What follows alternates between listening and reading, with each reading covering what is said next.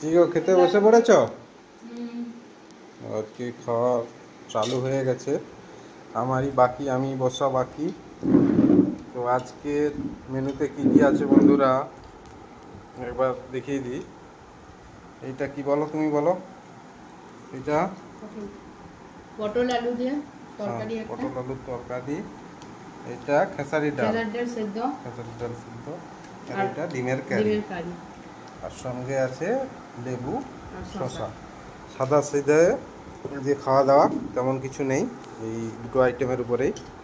তো বন্ধুরা, দুপুর হয়ে গেছে, অনেক বেলা, তোমরাও খেয়ে নাও সবাই।